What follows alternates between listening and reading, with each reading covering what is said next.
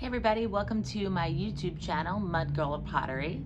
Thanks so much for subscribing, and if you haven't, go ahead and press that button and subscribe.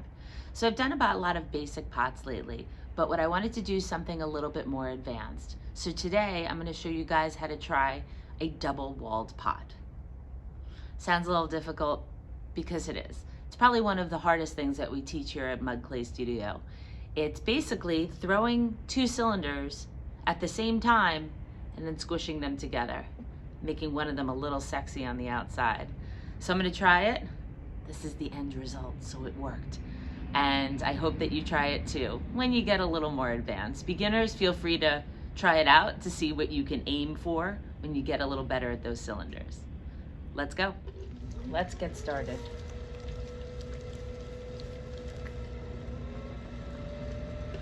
So to center a large piece of clay, I will have my wheel not go 100 miles an hour in the beginning, but maybe about 60. I get a little bit of control over that clay, and then I cone up. Coning up is not putting two hands on both sides and going for a ride.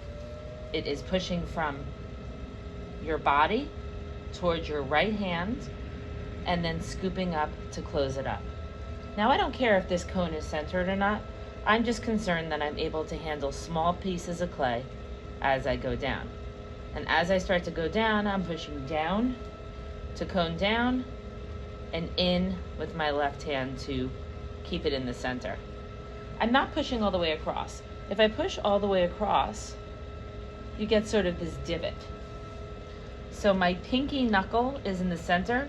I'm also using the side of my hand here with a larger piece of clay to keep that sort of rounded shape, and I'm pushing down and in. Sometimes with a bigger piece of clay, depending on your strength and aches and pains, you got to get really in there.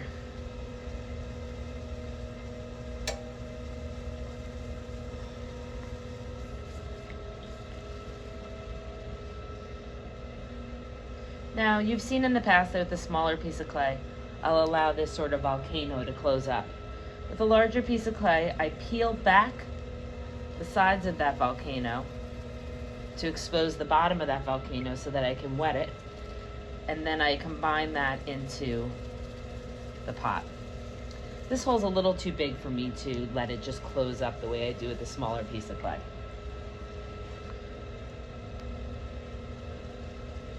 Okay, so now what I'm thinking is two cylinders. One on the inside and one on the outside. So I still want to open up just like I would a large cylinder. Two thumbs going down, elbows staying down as long as you can. Remember, this is where you decide to foot or not to foot. I think that's good for a decent sized foot. Now I'm going to open up, but I'm not going to open up the whole way. Just enough for that center piece to be wide enough for me to get my hand inside there when I'm pulling. I'm going to compress that floor. With these type of pots, you really have to be concerned about water hanging out on the bottom.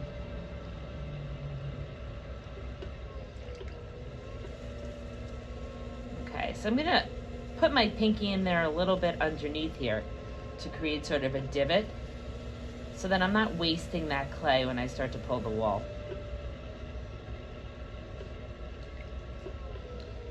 So now I'm going to take the top and I'm going to divide it.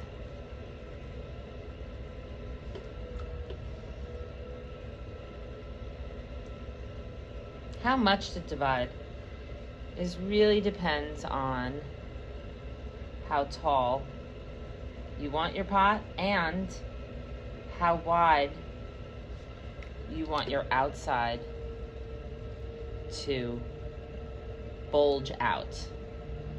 If you want a lot of clay so that you can make it really round, you can see how I sort of created this second wall outside, my other wall inside.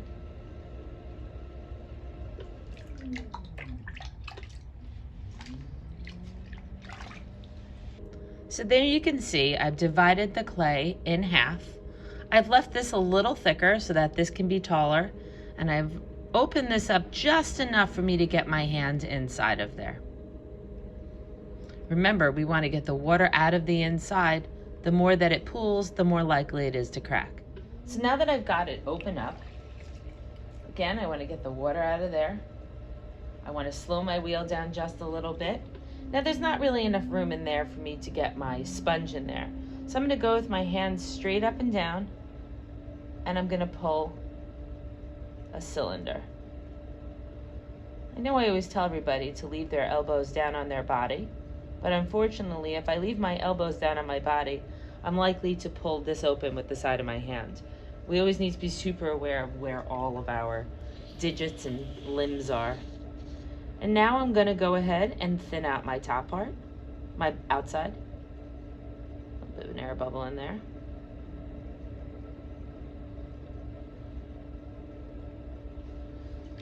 I'm also going to collar this in a little. My end result is going to be round here.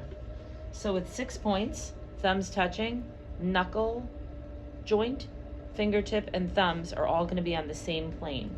So all on the same level. Start down on the bottom. I'm going to start to sort of collar up, wheel going a little faster, and I'm going to squish this in just a little bit, just to tell the clay that eventually I want it to be part of that piece. Now I'm going to get in here again, gently.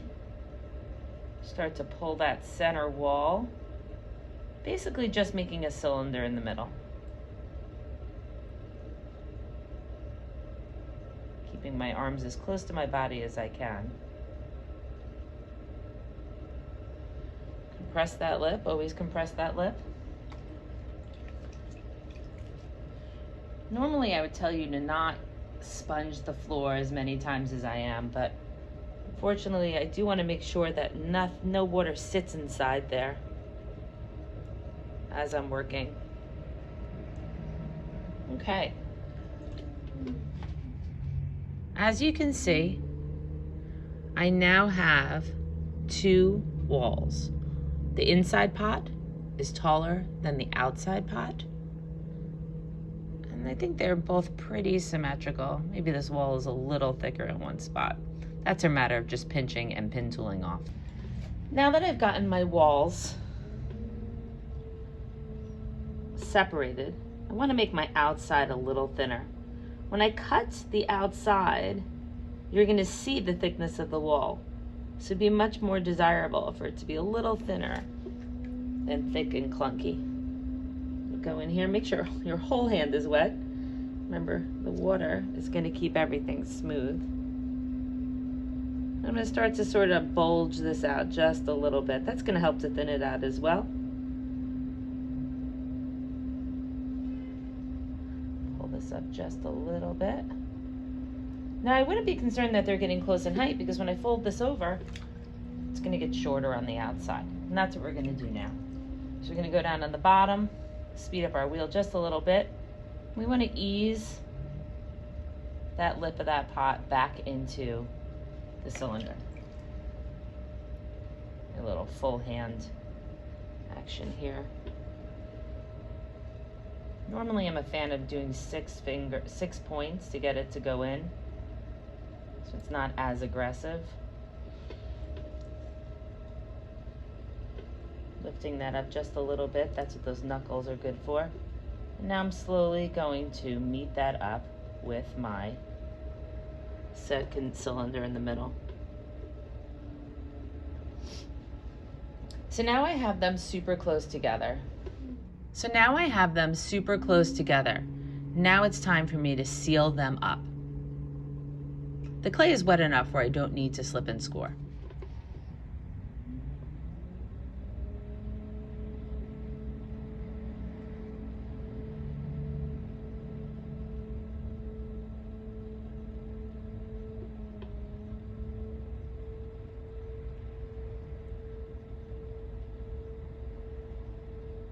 Gradually using my fingertips to compress the 2 spots together. Remember, if your lip is a little uneven, not the end of the world, go ahead and take a firm grip With 2 wet fingers, lean your thumb down on your pin tool and slowly drive it in until you meet your finger and lift. Always a fun party trick.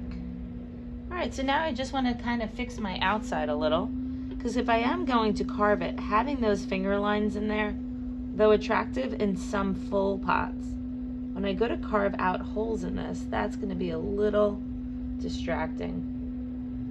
I also want to make this look like I definitively decided right there that it was going to be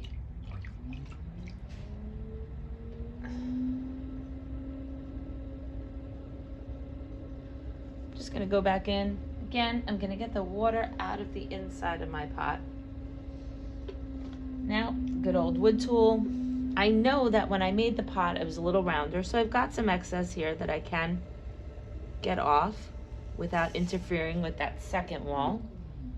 Again, for more advanced people, wood tool flat down, angle it straight down, and this way this little bit of clay here ends up down, not into your pot. You can go back and sort of clean that up a little bit.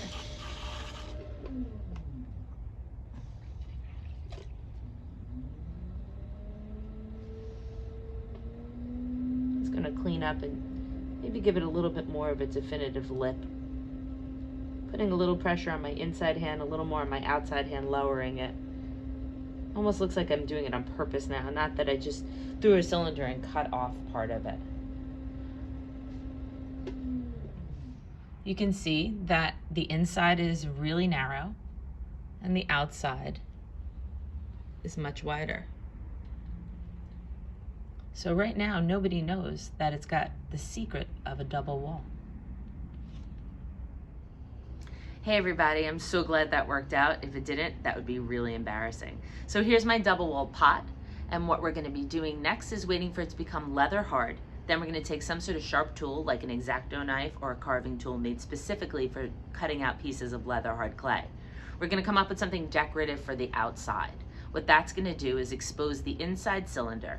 We can do one of two things. We can glaze the whole thing one color and use the shadows of the carvings and the cutouts to make it a little more interesting, or we can glaze the inside a whole nother color. That becomes a little complicated. So if you love this video and can't wait to see what the second part of it is, go ahead and subscribe down on that bottom to Mud Girl Pottery. You'll get notifications to see when the next video comes up. Until then, keep on throwing and cutting open and starting all over again. Practice is what you're gonna have to need in order to get to this level. Have a great day.